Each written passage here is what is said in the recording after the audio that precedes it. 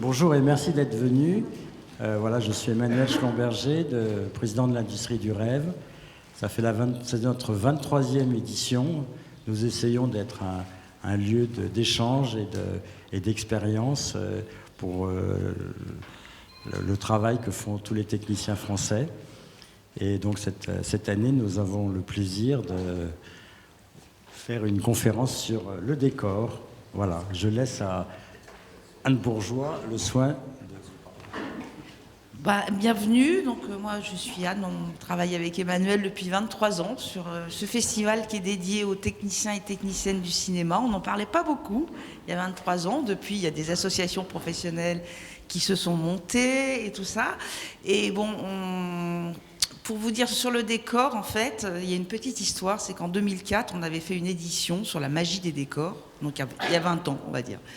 Et quand on a la relu, puisqu'on fait des actes, on s'est rendu compte de l'évolution énorme de ce métier en 20 ans. Et comme nous avons la chance d'avoir sur ce plateau des très grands chefs décorateurs et décoratrices, on a voulu faire un point cette année, notamment sur les enjeux esthétiques et artistiques du décor, avec l'arrivée des VFX, mais pas simplement. C'est aussi quelle est la magie des décors maintenant en 2023. Voilà.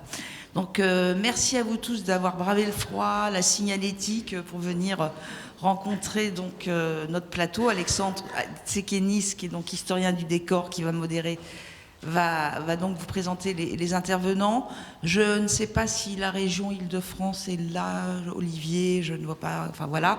Je voudrais remercier nos partenaires fidèles et indéfectibles depuis 23 ans, donc la région Île-de-France et le CNC.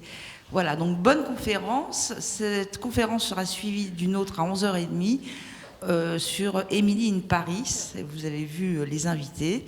Et donc on parlera série, costumes, mode et puis décor. Voilà, je vous souhaite une bonne session. Alexandre, à toi. Merci aux 5 invités d'avoir répondu présent à notre invitation. Alors je vais vous présenter rapidement. À côté de moi, Nicolas de Boiscuyer, une trentaine de longs métrages à votre actif, des films d'auteur, des plus gros budgets. On peut noter des films pour la réalisatrice Mai Wen, pour le duo Nakache et Toledano, dernièrement un biopic sur De Gaulle, et puis 2 projets avec Frédéric Tellier, et nous en aborderons un tout à l'heure, le film Goliath. Jean-Vincent Puzos, tu appartiens au petit club des décorateurs français qui s'exportent. Tu es vraiment entre le cinéma américain et le cinéma français. Tu as travaillé pour Zulawski, Michael Haneke, je ne cite que ceux-là, mais il y en a d'autres, et puis 2 prestigieux réalisateurs américains, Peter Bogdanovich, James Gray, et puis aussi à ton actif, tu as des décors à très grand spectacle, à très gros budget, dont nous verrons quelques images. Anne Sebel, toi aussi, tu travailles sur des productions anglo-saxonnes tournées en France, d'abord comme art director, on se souvient de Marie-Antoinette de Sofia Coppola, et puis devenue chef décoratrice, tu as travaillé pour des pilotes ou des séries ou des longs métrages pour Agnieszka Holland, Jean-Pierre Jeunet, Damien Chazelle, et puis bien sûr les 3 films pour Woody Allen, dont le premier, Midnight in Paris, t'a valu une nomination aux Oscars. Et puis la série Emily Paris, dont nous parlerons tout à l'heure à la seconde table ronde. Et là, tu es aussi triplement nominé, donc on verra si tu es bientôt récompensé à nouveau. Riton Dupierre-Clément, bonjour. Merci d'être avec nous aussi. Enfin, merci à tous. Riton, tu es chef décorateur. Tu as travaillé avec des réalisateurs comme Denis Podalides, les frères Larieux, Bruno Podalides, je fais toujours l'erreur. Avec Denis. Xavier Giannoli, 2 films et une série que nous n'avons pas encore vus. Illusion perdue, qui t'a d'ailleurs valu le César l'année dernière, le César du meilleur décor. Et puis d'autres films. En ce moment, tu es d'ailleurs sur un film avec Anne Fontaine. Guillaume Le Gouez, alors le représentant des effets visuels. Guillaume, tu as fait des hautes études universitaires sur l'esthétique des trucages numériques. Et après, tu es passé à la fabrication, à la création des effets. Et puis, tu es devenu superviseur d'effets visuels, en particulier pour la Compagnie Générale des Effets Visuels, auprès d'Alain Carsou. Et je crois que tu as participé à la fondation de cette société. Et dans la filmographie, il y a des films internationaux, des films français. Voilà. Très bien. Tous les 5, nous allons parler du décor, en particulier de la création, comment elle s'élabore, comment elle s'insère dans un contexte de production, comment elle peut contribuer à l'écriture du film, à la mise en scène, quelles contraintes budgétaires, quelles contraintes techniques également. Et nous allons accompagner, bien sûr, la discussion de quelques images. On vous a demandé de choisir, enfin nous avons choisi ensemble, un film par décorateur, et dans chacun de ces films, un décor qui a un intérêt particulier et qui illustre bien le processus de création et l'élaboration du décor. Les films sont volontairement, vous allez voir, complètement différents. Film contemporain, film d'époque, français ou anglo-saxon, petit ou gros budget, pour montrer la diversité du travail auquel s'attaquent les chefs déco. Bien, et bien nous allons passer tout de suite, pour nous mettre dans l'ambiance, des extraits d'un bande-annonce, un petit montage des 4 films que nous allons évoquer. Voilà, donc on peut lancer maintenant le montage. One thing keeps the sheriff in power: the money. I want to hit the treasury itself. How would you do it? Set up a meeting. Everyone is with us. Rob! How did you know it was me? You called out of disguise? Well, it fooled everybody else. This is Suicide. the danger's what makes it fun. Can't you see? You inspire the people. This is our crusade. There are too many of them. What, for you and me? There's not enough. £1,000 for the man who brings me on.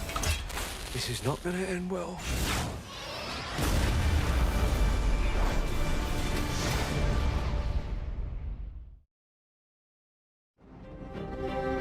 Notre santé est en danger, nos enfants sont en danger. Certains le savent et nous mentent. C'est en train de prendre de l'ampleur, là, j'aime pas ça. Bonjour monsieur, je peux vous appeler Patrick? Non, appelez-moi maître. On a pris connaissance de vos difficultés financières. On peut sortir de ce dossier par une transaction. Le dossier Torrent, je vais le défendre jusqu'au bout. J'admire votre détermination. Faites très attention à vous. Les gens sont perdus, Paul. Notre métier, c'est de les rassurer. J'ai peur. Je veux croire qu'il y a un autre monde possible, plus honnête et plus humain. Alors je vous pose la question. Est-ce que les bourreaux gagnent toujours face à leurs victimes?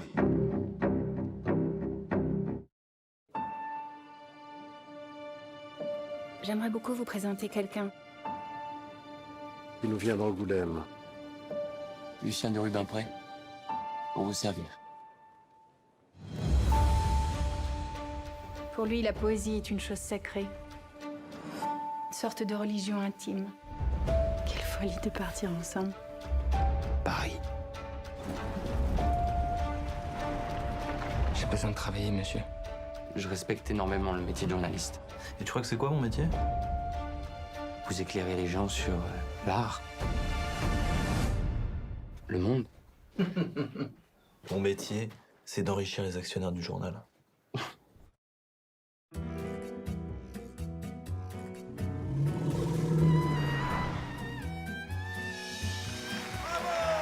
Stanley, you are still the best in the world. I need your help. The plot thickens. The Catledge family are socialized in the south of France. There's a woman who has them believing she's a spirit medium. You are the greatest debunker of fake spiritualists. She won't fool me. Sophie looked into my eyes and told me things about me she could never have known. I'm told she's very pleasant to look at. She's a visionary and a vision. Anne, Nicolas et Jean-Vincent, vous avez un point commun, 2 points communs. Vous avez tous les 3 une formation d'architecte et tous les 3 vous avez enseigné ou vous enseignez encore à la FEMIS, et on parlera peut-être tout à l'heure de qu'est-ce que vous tentez d'inculquer aux futurs chefs décorateurs. Et donc, parmi les 4 décorateurs qui sont présents, il y en a un qui n'est pas architecte, mais ça lui a valu un César, donc peut-être qu'il y a un rapport de cause à effet. Riton, donc, tu as commencé comme peintre. On va mettre tout de suite la diapo de Illusion perdue.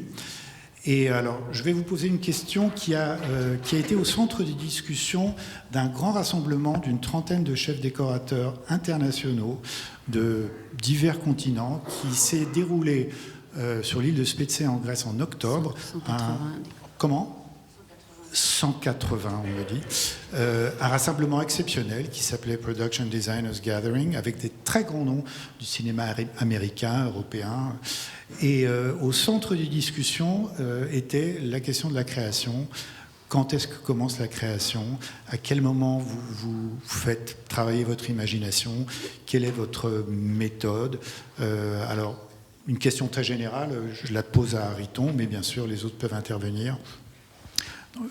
Ça commence avec la lecture du scénario. Oui, je crois que ça commence à la lecture du scénario, somme toute. C'est-à-dire qu'on a un premier matériau qui est le scénario, dans lequel sont décrits plus ou moins précisément des décors, et on commence à se projeter. On a une idée des décors, de ce que ça va donner au niveau du style, au niveau des volumes, et puis on commence à en discuter avec le réalisateur ou la réalisatrice.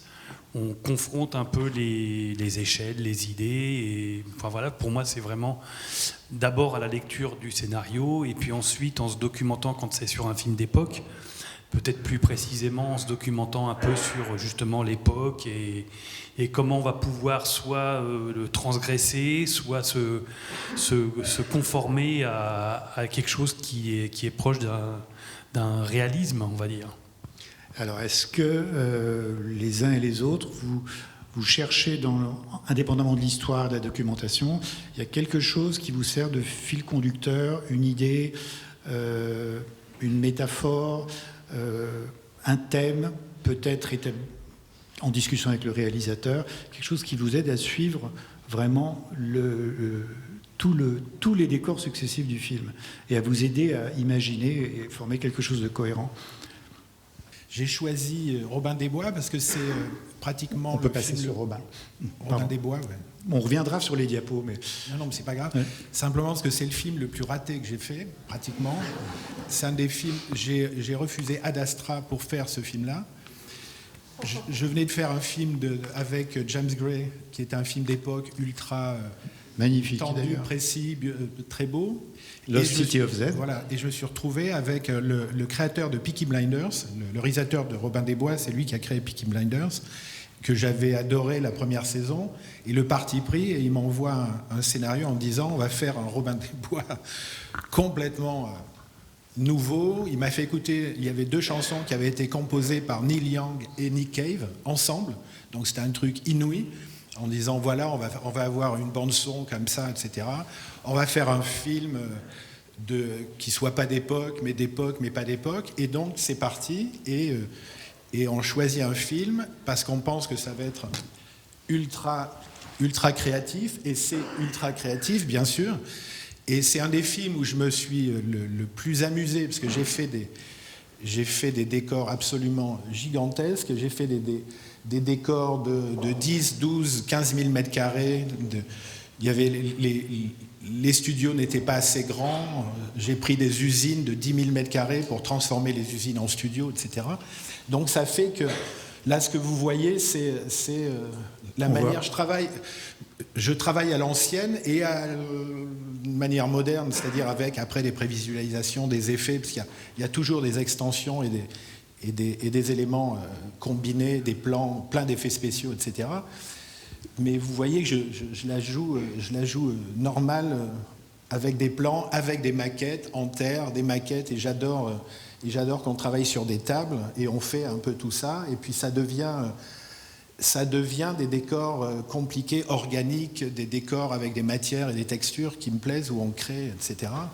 Et donc la créativité, c'est à la fois... soit on me donne plein pouvoir et ça fait un film où d'un seul coup les costumes n'ont rien à voir avec le décor, le casting, le studio fait refaire le film, et ça devient un gros... Mais est-ce que une grosse soupe aux choux. Est-ce que dans un si gros film, Est-ce que le danger, c'est pas que le décor t'échappe à un moment ? Est-ce que tu arrives à contrôler ? Ça demande une certaine organisation. Non, il échappe jamais, mais après, tu vois, c'est comme si tu demandais à un réalisateur ou à un opérateur ou à un décorateur, est-ce que tu referais le film 3 ans plus tard différemment ? Ben ouais, tu le referais différemment. Il y a des films où tu dis, quand tu fais Amour avec Haneke, tu peux pas dire que tu le referas différemment parce que de toute façon, tu le referas 500 fois pareil. Parce que le réalisateur est comme ça et qu'au niveau... Au niveau dose de créativité, tu es obligé de la mettre pendant... Parce qu'il a une vision, il a une vision précise. Il a une vision tellement forte que tu mets de la créativité au service de... Tu fais du taoïsme le plus pur, tu trouves l'équilibre dans les éléments et tu fais que des trucs, le petit poêle dans la salle de bain, la cuisine pourrie et le lit et le dégât des eaux dans la chambre des camarades. Alors là, on a un exemple vraiment d'un très gros décor. Donc, comme tu le disais, tourné à la fois dans des friches industrielles et en studio. On va revenir à la diapo de Illusion perdue. Riton, donc dans Illusion perdue, film d'époque, Paris 1830, sauf erreur. 1820, mais enfin, 1820. Un peu de choses près. Et donc, dans ce décor que tu as voulu pour illustrer cette discussion, quel était l'enjeu ? Un enjeu technique, un enjeu esthétique, bien sûr, reconstituer l'époque, mais c'est un exemple de décor à la fois en extérieur et en studio. Tu peux nous raconter un petit peu ? Oui, juste en complément de ce que disait Jean-Vincent, je pense qu'au niveau de la créativité, évidemment qu'on lit un scénario et on se conforme à une vision ou une envie d'un réalisateur, d'une réalisatrice. C'est-à-dire que c'est de même qu'effectivement avec Haneke, tu es très limité, entre guillemets, parce qu'il y a une empreinte très forte d'un réalisateur. D'autres laissent une page plus ou moins blanche, on va dire. C'est plus facile ou c'est plus difficile ? C'est égal, enfin, c'est pas les mêmes difficultés. Donc, pour revenir à Illusion perdue, là, ce décor, effectivement, ça se passe. C'est un décor qui se situe dans le Palais Royal.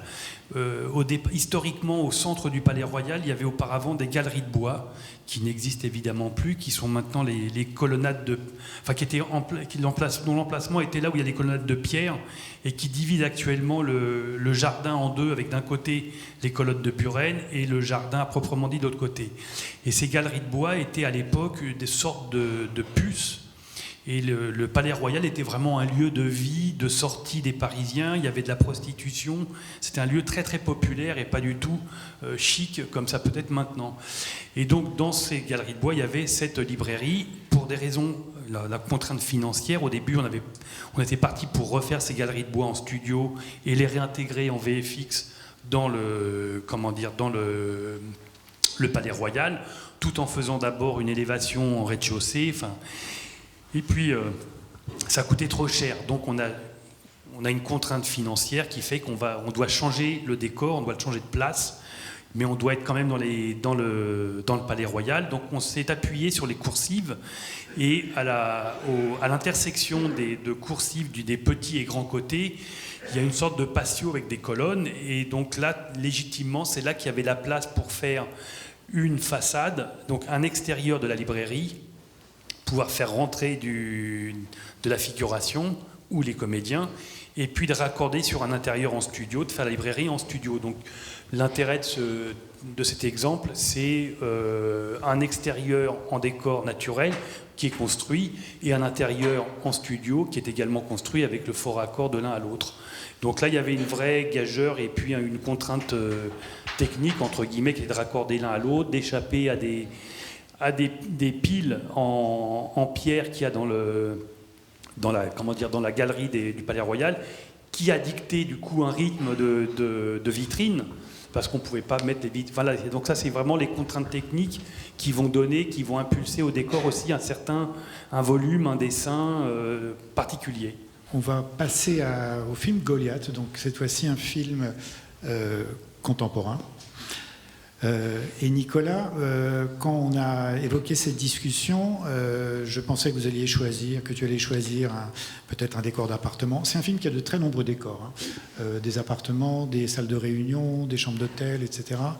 Et en fait, tu as choisi un décor extrêmement simple, et j'aimerais que tu nous racontes pourquoi tu l'as choisi et qu'est-ce qu'il exprime. Je rappelle que le film, c'est un affrontement entre un avocat idéaliste et solitaire, les lobbies des pesticides, et puis parallèlement l'histoire d'agriculteurs qui sont justement les victimes de ces pesticides. Alors déjà dans la thématique, qu'est-ce qui t'a... Dans la thématique, on est un peu dans un thriller politique, effectivement, et ce que je trouvais intéressant par rapport à cette scène, c'est qu'on a une séquence, effectivement, qui est la présentation du bébé d'un lobbyiste, entre guillemets, qui est un petit peu le méchant. Et du coup, on est obligé de polariser un petit peu les personnages, forcément. Et on se retrouve de nuit dans un parc et avec une séquence de danse, et il y a des contraintes de lumière, et je me disais comment on peut éclairer une séquence comme ça sans il n'y a pas de projecteur, et du coup c'est un moment, une scénographie qui vient appuyer le propos, c'est-à-dire l'opulence, et en même temps donner une visibilité à la scène en la scénographiant. En fait, il faut préciser que dans cette séquence, on est vraiment au moment le plus dramatique du film. Les victimes sont vraiment très très atteintes, et la réception que l'on voit ici, on a des privilégiés qui sont dans leur bulle, et effectivement vous les placez dans une espèce de bulle de lumière. Ils sont un peu hors sol. On voit à quel point ils sont isolés et pas conscients du reste du monde. Oui, c'est ça, c'est ce que je disais, en polarisant un petit peu les personnages. Mais justement, ça fait écho à la première question, quelle est l'inspiration ? Effectivement, c'est le scénario, et en ce qui me concerne, c'est toujours je ramène toujours quel est le moteur des personnages, qu'est-ce qui fait qu'est-ce qui ramène l'action des personnages dans le scénario, et toujours essayer d'étayer un petit peu ce moteur narratif. Alors, dans un film réaliste et contemporain comme Goliath,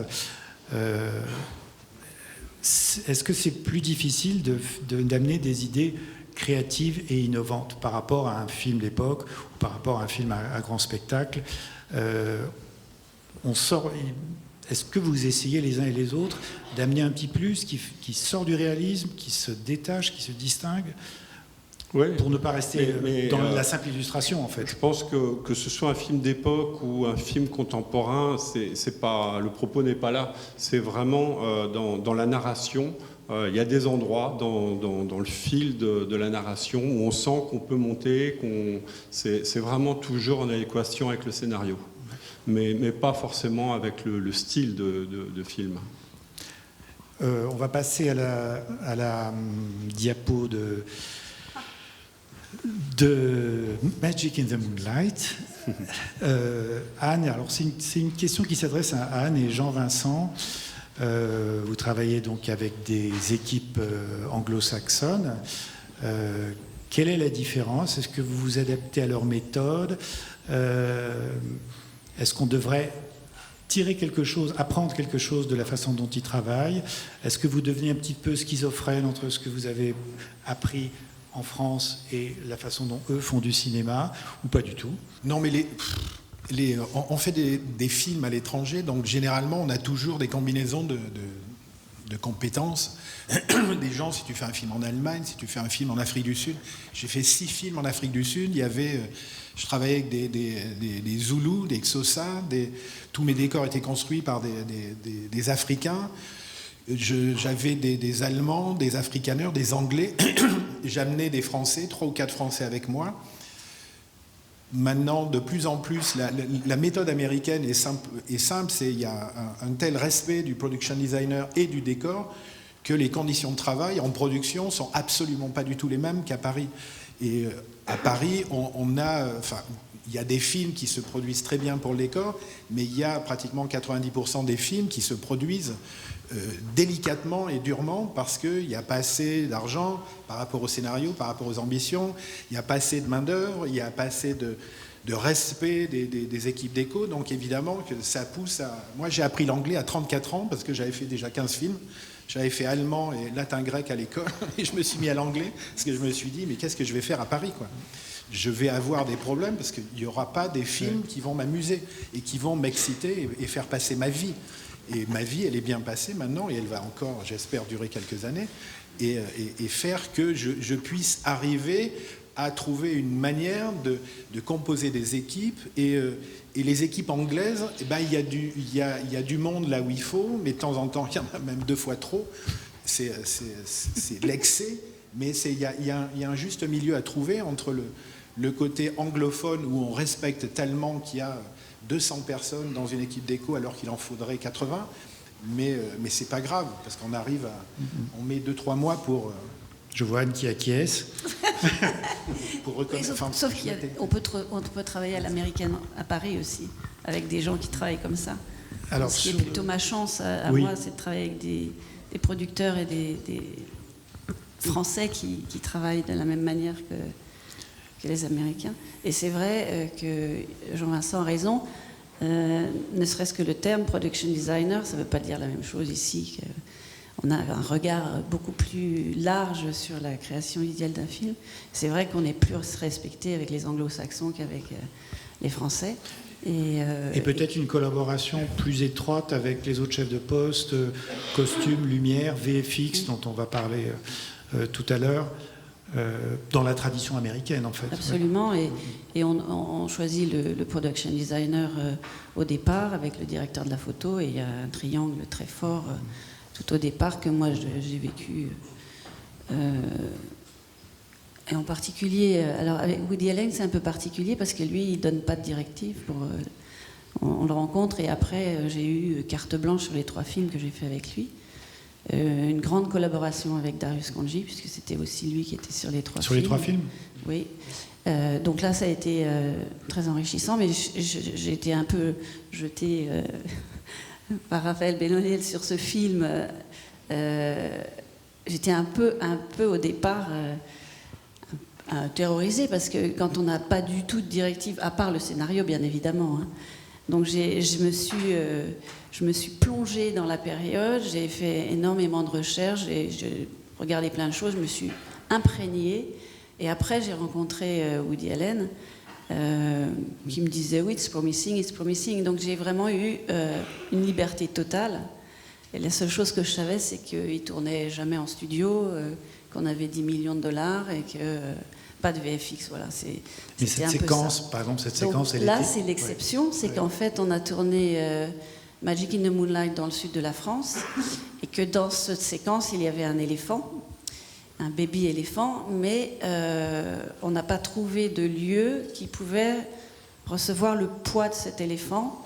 Donc on a fini par se dire, on va construire ce théâtre qui était censé être à Berlin. Donc on a construit ce théâtre à la Victorine, la Seine, et on a utilisé l'extérieur du théâtre de Nice pour Berlin en aménageant bien évidemment.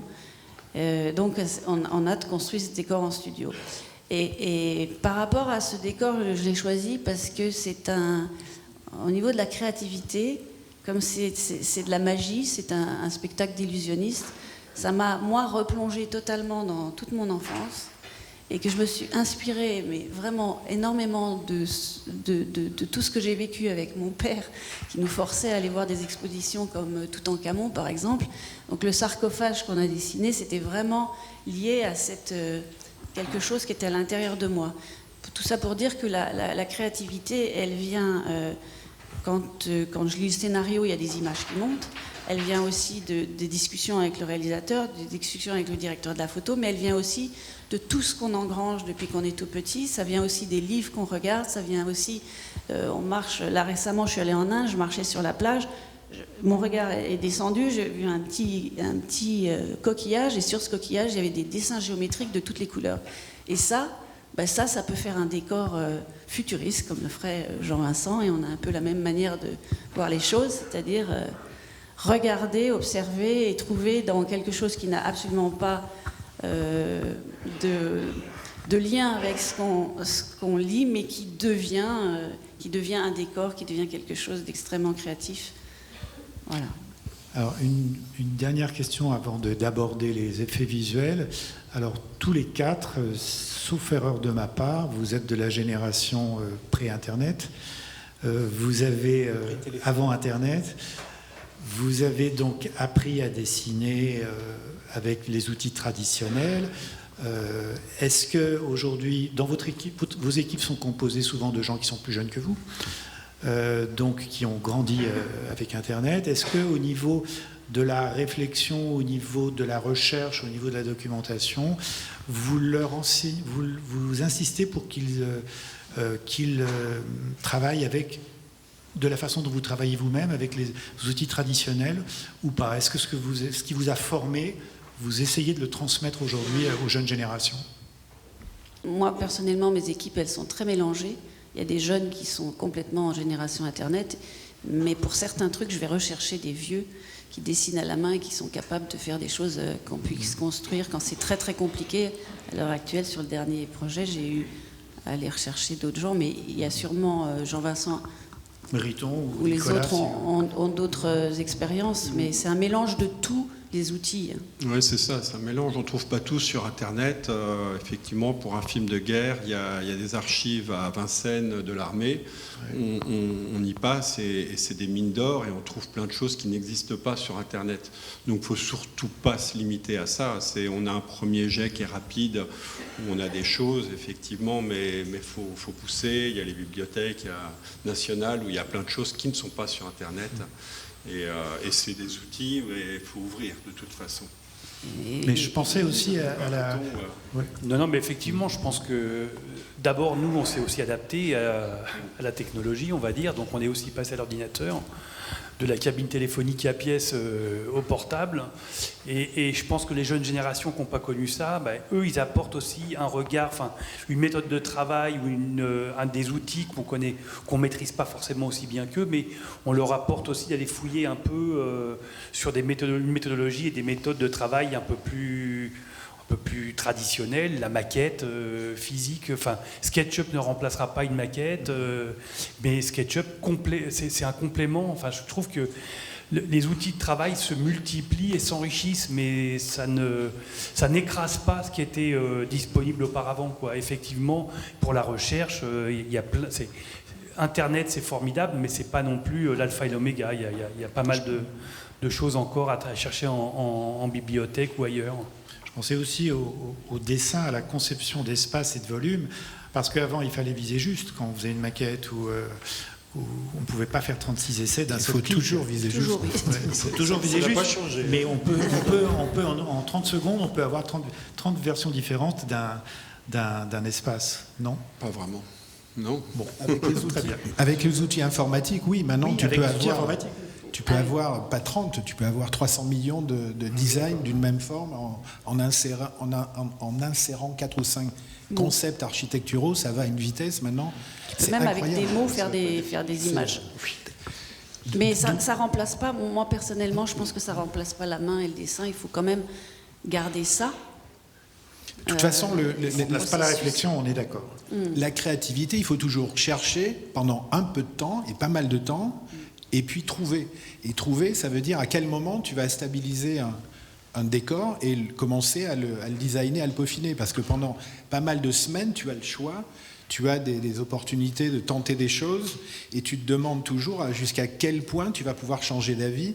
Et la créativité, c'est d'arriver à pouvoir maîtriser le moment où tu vas changer d'avis et au dernier moment, pour pouvoir être sûr de ne pas rater une bonne idée ou de ne pas partir dans des voies, tu vois, des voies qui t'empêchent de développer, parce que tu ne sais pas jusqu'à quel point, quand tu fais des grands décors, dans le décor que j'avais choisi, c'est un décor de 12 000 m² dans une usine qui faisait 18 000 m² et 36 mètres sous plafond. Donc j'ai fait un praticable qui faisait 17 mètres de hauteur pour pouvoir faire une pente, puisque c'était censé être Damas, avec des rues. Il y avait je sais pas, 7 à 8 rues à l'intérieur. Et donc tu sais que quand tu fais des grands décors, si tu te trompes, c'est pas 5 mois de construction, c'est 8 mois, quoi. Et donc tu te retrouves le dernier mois, tu sais pas comment finir. Donc ça t'arrive une fois, cette blague, ça m'est arrivé une fois quand j'étais jeune décorateur, d'avoir une ambition colossale et de designer un truc très grand, parce que la créativité, j'arrivais même pas à l'arrêter, quoi. C'était tous les jours, j'avais une idée de plus, et mes assistants me disaient s'il faudrait peut-être la fermer un jour, ou on va peut-être se Je me souviens qu'à la Fémis, on disait t'as trop d'idées, Jean-Vincent. Non, mais c'est un truc où, à un moment, tu deviens plus du tout créatif dans ce métier-là et tu es juste une machine avec ton équipe parce qu'il faut les construire. Quand tu commences un décor de 12 000 mètres carrés, tu ne sais pas exactement comment tu vas arriver à... Quels sont les... Tu vois, quand tu fais le train, où tu sais que tu as des gares où tu dois terminer des étapes de construction, de matière, de finition... Ben, si tu n'arrives pas le dimanche 14 à la bonne gare, ben, tu sais que la prochaine gare, elle va être dure à atteindre. Donc voilà, quoi. Bien. Non. Alors tous les quatre, vous avez, certains plus que d'autres, en tout cas, avec ce film certainement, beaucoup de tes décors ont été étendus, agrandis par des effets visuels. Et donc Guillaume Le Gouez qui est avec nous, on a choisi en fait de parler d'effets qui sont pas très visibles à l'image, qui sont même invisibles aux spectateurs, l'intervention des effets visuels sur Goliath, mais qui néanmoins sont d'un grand support au décor, un support logistique en tout cas, et qui permettent de résoudre beaucoup de problèmes financiers et autres. On va tout de suite voir un extrait. Donc c'est une démo que tu nous as prêté sur les effets visuels de... Oui. Tu veux dire un mot avant de lancer ? Oui, déjà je voudrais vous remercier pour l'invitation, parce que je trouve ça très pertinent en fait, d'associer les VFX aujourd'hui à la réflexion de l'état du décor, et donc je trouve que c'est vraiment une belle invitation, donc voilà, c'est ce que je voulais dire. Et puis effectivement, on va voir quelques images du film Goliath, en tout cas du making-of un peu, ce qu'on a pu faire sur le film. On va le lancer donc.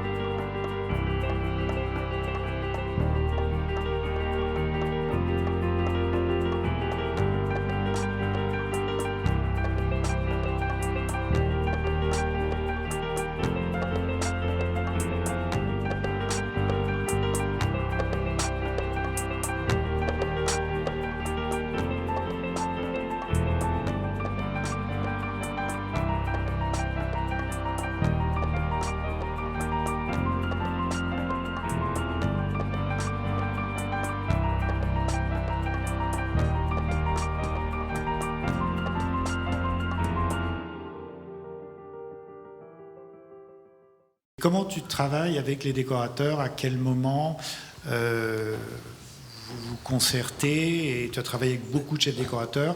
Et ouais. Ici, je crois, avec Nicolas uniquement. Pour Goliath. Donc, d'une manière générale... je dirais de mieux en mieux. Le travail ensemble évolue dans la bonne direction, puisqu'aujourd'hui, on est en règle générale associé assez rapidement au projet. Donc, on intervient dès la préparation, la phase de préparation des films. Donc ça nous permet de discuter en amont du tournage avec tous les chefs de poste, et notamment donc, les chefs décorateurs. Je trouve que c'est une étape extrêmement importante pour pouvoir finaliser au mieux le projet. Ça n'a pas été le cas au début, en tout cas, quand le numérique est apparu en France dans les années... Le numérique est apparu en France, non, je crois que ça a mis quelques années avant que tout le monde constate les possibilités qu'on pouvait apporter. Et donc voilà, ça s'est mis en place un peu lentement, mais c'est en train de s'améliorer avec le temps. Sur ce film en particulier, ce sont des effets donc qui sont invisibles aux spectateurs. Qu'est-ce que... J'espère. Enfin, c'était l'ambition du projet, en tout cas. Alors, Nicolas, il y a le Parlement, il y a la manifestation. D'emblée, en préparation, comment a été... pardon, excuse-moi. Allez-y. Non, mais comme vous voulez. C'était des décors, des extensions qu'on n'avait pas en préparation, en fait. Voilà, c'est ce que j'allais dire. Pour le coup, c'est 2 décors qui vraiment n'étaient pas prévus, d'être traités en VFX et qui, par la force des choses, ont dû l'être. Donc, notamment, la manifestation qui devait être tournée in situ, mais qui, pour les raisons sanitaires de l'époque, n'a pas pu être tournée à cet endroit-là. Vous avez eu interdiction de tourner à Paris, c'est ça ? Interdiction de tourner à Paris, donc il a fallu se reporter sur un tournage sur un tarmac dans le sud de Paris, dans la région parisienne, et envisager les choses avec des rajouts VFX. Et il y a eu aussi la transformation du Parlement. Là, du coup, Nicolas, tu as commencé à faire des repérages, à chercher où tourner cette séquence. Oui, donc le Parlement, c'est pareil. On commence le film et il n'est pas repéré, mais on est toujours dans l'attente d'une autorisation du Parlement qui finalement ne vient pas. Et à un moment, on se retourne vers, je crois, les Hauts-de-France. C'est ça, le Conseil régional des Hauts-de-France. Le Conseil régional des Hauts-de-France, qui est assez similaire, mais en plus petit. Et du coup, on regarde un petit peu le Parlement européen, on prend nos repères et on en parle. Et on voit un petit peu tout ce qu'on peut faire pour faciliter les premiers plans. Et effectivement, derrière, dans tout ce qui arrive derrière, travailler avec...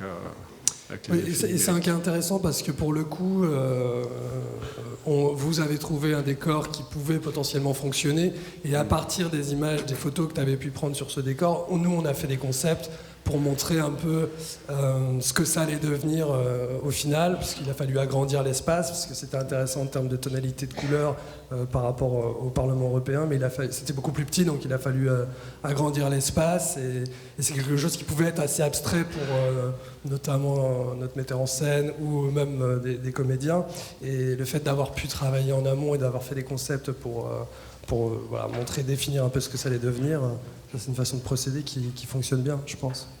Est-ce que tu peux dire que tu as une marge de manœuvre chaque décorateur te donne, j'imagine, des éléments précis, des éléments de lumière également.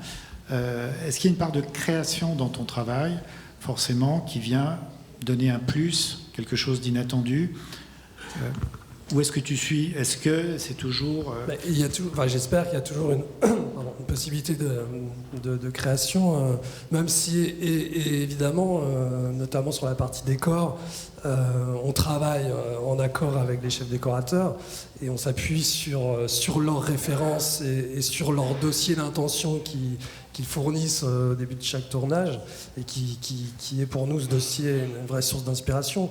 Mais à partir du moment où on fabrique des choses dans l'image, il y aura toujours une part de créativité. On peut proposer des choses, leur soumettre des propositions qu'ils acceptent ou pas. En tous les cas, la discussion peut s'ouvrir autour de ça. Je vais revenir à vous trois. Jean-Vincent, tu as co-dirigé le département décor de la FEMIS il y a quelques années avec Anne. Aujourd'hui, c'est Anne et Nicolas qui le co-dirigent ensemble. Donc, vous enseignez le décor. Il y a 4 élèves par promotion chaque année, des futurs décorateurs ou pas, ou assistants, ou ensembliers peut-être. Alors, qu'est-ce que vous essayez de leur enseigner les uns et les autres? Je sais que Jean-Vincent a un mot d'ordre qui est le sien.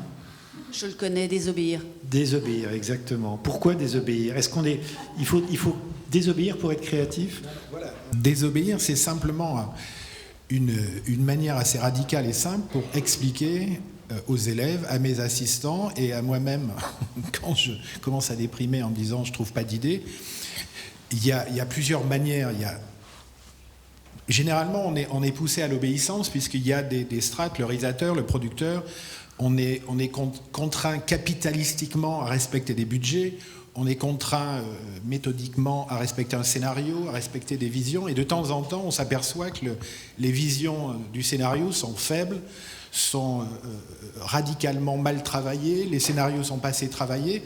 Donc à chaque fois, je prône aux élèves et à mes assistants le fait que d'abord, comme moi, j'obéis pas, donc mes assistants, mes art directeurs ne doivent pas m'obéir, mais doivent me challenger en proposant des trucs ou quand je dis une bêtise ou quand je propose une idée qui est pas bonne. J'aime bien qu'on me dise que c'est une idiotie totale, et comme ça, j'arrive à comprendre le principe d'obéissance au texte, aux mots.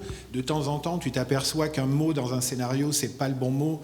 Une scène en intérieur dans une cuisine, tu as envie de la faire dans un parc ou dans un autre endroit, ou dans une gare, ou dans un endroit beaucoup plus public et moins privé, etc. Donc tu peux intervenir sur l'écriture, pas sur l'écriture, mais sur les espaces, parce qu'on est le designer, le décorateur quand même, est celui qui va exploiter chaque espace du film et essayer en théorie, on est toujours, un réalisateur est bon partout, nous on est meilleur que lui en décor, en architecture, en design, donc on doit le challenger, on doit lui proposer des choses, on doit faire qu'il devienne créatif, et pour qu'une personne, un réalisateur s'endorme pas, il faut qu'il soit créatif, quoi.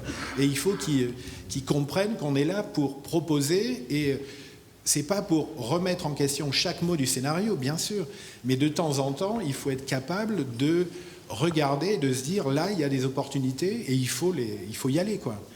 Et on peut changer le scénario en sens changer le lieu dans lequel est écrite une scène, et ça m'est arrivé plusieurs fois sur le film de Woody Allen en fait. Il y avait des scènes qui étaient écrites un petit peu par exemple dans Magic in the Moonlight, il y avait une scène où il s'abritait de la pluie sous une bagnole, et il y avait 1 centimètre, donc c'est complètement l'écriture est ridicule, mais en fait je me suis dit, on va trouver un lieu et on va réinventer un lieu, et on a trouvé ce lieu de l'Observatoire de Nice qui était magnifique, magique. Avec Darius, on a réussi à s'entendre sur la lumière, comment l'éclairer, tout ça. Et ça a changé la scène qui est toujours la même, il se protège toujours, mais le lieu est beaucoup plus intéressant. Et ça m'est arrivé 2 fois avec lui, aussi dans Midnight, le musée des Arts Forains, alors que la scène était écrite encore dans un appartement. Avec Antonin, on a trouvé un lieu qui était un petit peu magique, et on lui a proposé, et puis ça l'a stimulé, il a réécrit sa scène là-dedans, quoi. C'est ça, en fait, notre métier, c'est aussi, comme le dit Jean-Vincent, de les stimuler, de les exciter, de leur donner des idées aussi, et de participer à l'univers visuel. Et c'est ce qu'on essaye de leur apprendre aussi, tout en revenant sur la transmission, tout en leur donnant les bases du dessin et tous les outils dont ils auront besoin, mais c'est surtout apprendre à s'affirmer. Surtout avoir cette liberté toujours de pouvoir remettre des choses en question dans un scénario en proposant, et surtout d'être toujours curieux. Tu disais tout à l'heure que Riton était autodidacte. Moi, c'est ce que je leur demande, en fait. Ils sont dans une école, mais il faut qu'ils soient toute leur vie des autodidactes, c'est-à-dire qu'ils cherchent toujours à comprendre. C'est jamais se dire, bon, bah, ça y est, je sais, c'est fini.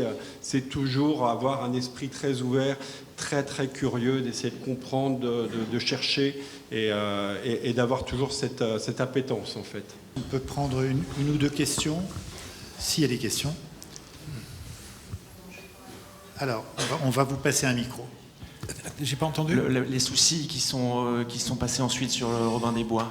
Le souci principal, c'est que quand tu fais des films un peu anglo-saxons, il y a un manque total de rigueur sur la manière de filmer, et généralement, tu te retrouves quelques mois plus tard appelé à revenir tourner des scènes, parce qu'il y a des scènes qui manquent, où les monteurs ont fait un premier montage et le studio dit c'est trop violent, ou c'est trop de noir, ou c'est pas assez, ou il faut une comédie, Et donc ce film-là, qui était supposé être un film, le premier scénario que j'ai lu et le premier scénario que j'ai accepté et que j'ai commencé à préparer, c'était un film très très très noir, très violent, parce que c'était une scène d'ouverture très longue pendant les croisades, où Robin des Bois est blessé, etc. il a la tête explosée, et donc c'est une espèce de... Et puis il y a des horreurs tout autour de lui, des massacres, il massacre les morts, les Syriens, etc. C'est très violent, et après il est complètement... C'est un PST, c'est-à-dire c'est un Robin des Bois à problème, il est peureux, il est fou, etc. Et c'est un film très noir, et le studio, quand il a vu ça, a décidé de refaire le film en rajoutant des scènes. Et comme moi, j'ai une règle d'or que sur un film comme ça, je paye, c'est que je ne comprends pas, mais ça c'est le côté français, je ne comprends pas quand on fait un film, quand il est fini, il est fini. C'est-à-dire, je ne comprends pas qu'on refasse le film après en se disant on va le faire plus gai, on va mettre une scène d'amour, on va changer, Donc je ne refais aucun reshooting, c'est-à-dire c'est une règle d'or dans tous les films. Et donc là, le reshooting, ils ont pris des décors que j'avais faits et ils les ont refaits. Et il y a eu 3 semaines et demie, 4 semaines de reshooting, ce qui veut dire un film entier, quoi, presque. Et donc ça devient un espèce de bordel avec des personnages. Par exemple, quand j'ai vu la première du film, d'abord j'étais assez triste, mais il y avait un acteur, Murray Abraham, que j'avais jamais vu dans le film, et en fait ils ont enlevé en effets spéciaux l'acteur et ils l'ont refait donc il y a eu plein d'effets spéciaux pour le remettre dans les scènes qu'on avait tournées à Budapest. Et après, il y a un reshooting avec lui, et donc, d'un seul coup, c'était un personnage nouveau, un cardinal qui racontait des histoires, il y avait des trucs, des accessoires qui étaient faits, on aurait dit qu'ils étaient faits la veille, et comme je suis plutôt un décorateur qui est passionné par la matière, la couleur, la subtilité, l'esthétique de la ruine, de l'architecture, enfin, j'aime bien que quand je design un film, il soit intégré totalement dans le paysage et on ne le remarque absolument pas du tout. Et en studio, c'est pareil, quand on arrive, quand la planche et le décor que j'avais montré, on rentrait, quand les acteurs rentraient dans les 12 000 mètres carrés de souks, de damas, de mosquées, de trucs, c'était étourdissant. Et après, tu vois qu'en effets spéciaux aussi, ils changent parce que c'est trop détruit. Ils ont reconstruit des bâtiments que j'avais... Ils ont fait un autre film, quoi. Ils ont fait un autre film, mais bon, en même temps, tu l'as signé, tu as ton nom, et puis c'est parti. Et le réal, c'est complètement dépassé. Ah ben le réal, c'est le type qui était là, allons-y, rock'n'roll, on va faire un film. Il s'est fait laminer complètement. Et le créateur de Peaky Blinders, après, il regardait ça. Il disait non, mais c'est bien quand même. Mais bon, la vague était passée, et puis là, quand même, ils sont assez puissants pour écraser tout ce qui dépasse. C'est une question pour Guillaume. Je veux savoir combien de temps supplémentaire doit-on rajouter au processus en ajoutant des effets spéciaux sur les décors, surtout par exemple dans le cas de Goliath. Il a dû passer 2 mois, quelque chose comme 2 mois de travail sur la séquence, ouais. Sur une séquence, oui, parce que entre le détourage des figurants qui sont censés être sur le pont, la recréation des décors, tout ça en 3D pour avoir du volume, et le travail d'intégration de ces décors dans l'image et le travail de lumière, effectivement c'est un travail assez long. Les décors étaient revenus au premier plan depuis quelques années, entre autres grâce à la création de l'association des décorateurs de cinéma, dont Riton est le président fraîchement élu depuis peu. Pourquoi ce besoin de créer cette association et qu'est-ce que vous défendez à travers elle? Votre statut, votre position Alors l'ADC, qui a un peu plus de 15 ans maintenant, c'est effectivement une association qui regroupe environ 75 décoratrices et décorateurs de cinéma et de télévision. Le but, c'était d'abord de mieux se connaître et se rencontrer, de confronter un peu les manières de travailler, et puis au-delà de cette fédération, je dirais que c'est aussi de transmettre des valeurs, de transmettre une force de travail, une richesse d'expérience, on va dire, et au-delà de ça, d'essayer de défendre également des outils de travail. Donc on a été un peu au premier plan pour essayer de défendre notamment les studios de Brie il y a quelques années, au moment où ils ont failli disparaître. Et on essaye de rester force de vigilance, de défendre les studios en France, voire d'essayer d'en créer d'autres, parce que c'est un outil de travail extrêmement important et qui fait défaut en France. Actuellement, il y a beaucoup de tournages qui se font avec les plateformes, les longs métrages, et on se rend compte que là, tout le monde court après des surfaces de studios. On se bat pour avoir des plateaux, ça manque. Donc voilà, on essaye aussi de participer à ça. On essaye je dirais pas de former, mais de fédérer, d'accompagner un peu les assistants et les autres corps de métier autour de la décoration. Je voudrais juste rajouter aussi une chose, c'est que, à contrario de ce que disaient un peu tout à l'heure Jean-Vincent et Anne, par rapport aux méthodes de travail, surtout la position d'un chef décorateur dans le milieu anglo-saxon, production designer, par rapport à ce qu'on appelle un chef décorateur en France, je crois qu'on essaye aussi de plus en plus d'imposer ici, justement, un respect de notre travail, de notre poste, et d'essayer de défendre la prédominance du rôle d'un chef décorateur sur un film, c'est-à-dire d'essayer de chapeauter un peu esthétiquement, de partager ce travail avec les chefs opérateurs, et puis de défendre des manières de travailler, des outils de travail, des équipes, des devis, enfin des budgets conséquents, entre guillemets. Donc voilà, c'est de confronter un peu toutes les expériences de tous les décorateurs. Il y a des décorateurs, on va dire, expérimentés, chevronnés, anciens, de jeunes décoratrices et décorateurs. Il y a un peu tous les styles, et on essaye de tout mélanger, de tout comment dire, confronter, quoi. Et si je suis bien informé, vous avez même créé un ciné-club. Et alors, tu es parfaitement bien informé, puisque nous avons créé il y a quelques années un ciné-club mensuel. Et donc une fois par mois, le dimanche à 18h, nous projetons un film, et on projette tout type de film, et le but étant de parler ensuite, à l'issue de la projection, de parler du film et du décor, et de la manière de travailler, et des métiers du décor, et de l'expérience de chacun et de chacune des décoratrices et décorateurs de ces films. Et il y en a un qui va arriver prochainement, puisque... J'en profite pour faire un peu une autopromotion. Le 12, c'est dimanche 12, donc dimanche prochain à 18h au Grand Action dans le 5e arrondissement, rue des Écoles. Nous allons projeter le film Arès. Un film d'anticipation français. Avec comme invité Jérémy Streleski, qui est le décorateur de ce film, et des membres de son équipe. De son équipe également. Alors, qui a été traité d'ailleurs par la CGEV. Ah oui. Si je peux toi-même, et Guillaume, toi-même, tu as travaillé sur ce film ? Non, pas moi personnellement. D'accord. C'est la CGEV, néanmoins. Ouais. Bien. Alors, comme on a une table ronde, on va enchaîner tout de suite. On aurait pu continuer longtemps, mais il faut céder la place à la table ronde suivante. Merci à vous.